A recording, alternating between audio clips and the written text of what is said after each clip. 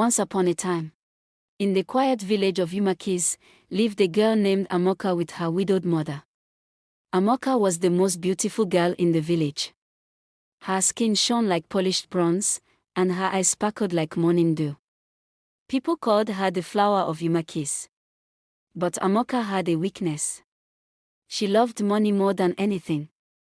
She did not care about love, kindness, or hard work. She only wanted a rich husband who would give her everything she wanted. Many young men from the village and nearby towns came to ask for her hand in marriage.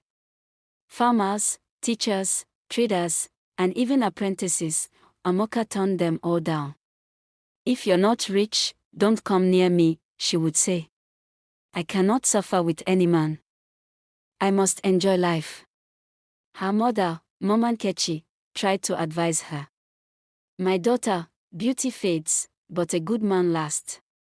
Look at your late father. He wasn't rich, but he gave us peace." "Mama, your advice is old. I want enjoyment, not poverty," Amoka replied, shaking her head. Her two closest friends, Ada and Ifunanya, also warned her. "Amoka, this love for money will lead you into trouble," Ada said. "You can marry for love if you like." "Me, I want a man with money and big cars," Amoka snapped. Her friends sighed and stopped talking. They could see that Amoka was not ready to listen. One day, news spread that a young man named Obinna had returned from abroad. Obinna was quiet, gentle, and respectful. He had traveled to Dubai and made good money from business. He returned to build a house in the village and find a wife. Amoka quickly dressed in her best clothes and arranged to meet him. She went to the village market, hoping to cross paths. When she saw him, she greeted him with a sweet smile. Obinna noticed her beauty but was more interested in her polite behavior. Amoka acted humble and respectful. She cooked for him, greeted his relatives, and even helped in his mother's farm for show. Within a few weeks, Obinna fell in love with her and proposed. Amoka said yes with tears in eyes. Their traditional wedding took place quickly. After the marriage, Obinna told her he needed to go back to Lagos for some business before taking her abroad. He left her with a phone, money, and everything she needed. Amoka smiled as he left.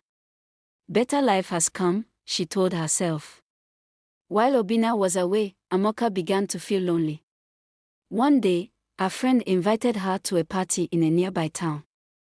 There, she met a handsome man named Chuka. Chuka was full of charm. He wore gold chains, designer clothes, and drove a big car.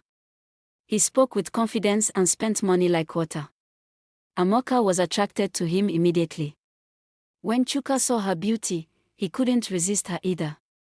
He bought her drinks, gave her money, and told her, "You are the kind of woman I want to marry."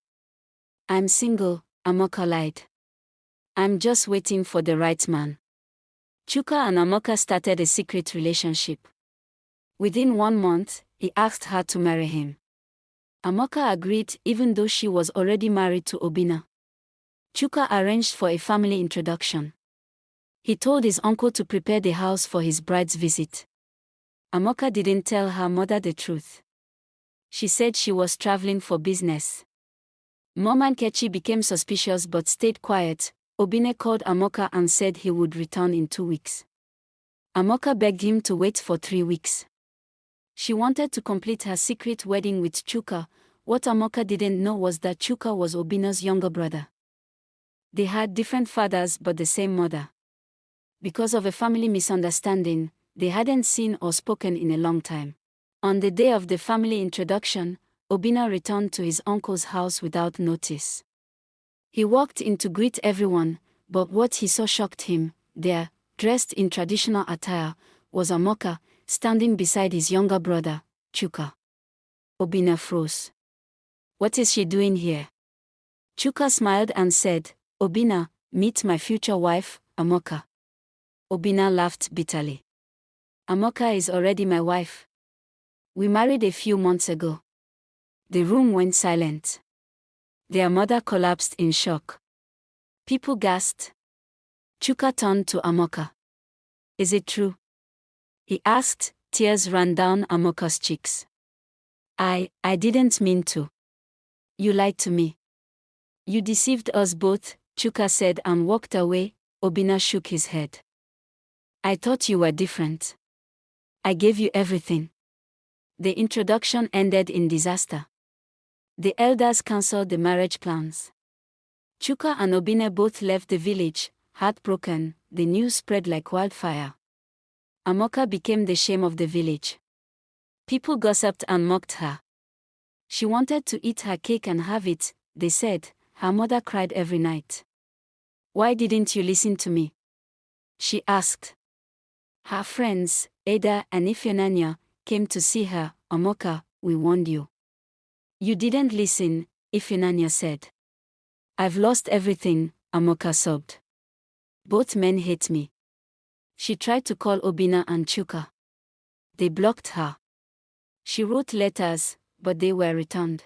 Months passed. Amoka's beauty began to fade. She no longer wore makeup or nice clothes. Her mother refused to feed her. Her friends avoided her. Even children called her names. She tried to start a business with her remaining money, but nobody supported her. One day, she walked to the river to fetch water. On the way back, she saw a young girl carrying cassava. Let me help you, auntie, the girl said. Amoka smiled. Thank you, my dear. Don't be like me. Always listen to advice. The girl looked confused but nodded. 5 years passed. Amoka was still unmarried. Men feared her story. Mothers used her as a warning to their daughters, don't be like Amoka. Greed ruined her. She lived in silence, with only her mother and memories. One day, she sat under a mango tree and whispered, if I could go back in time, I would marry a poor man with peace. Now I have nothing. Her eyes closed as a tear fell. She finally understood.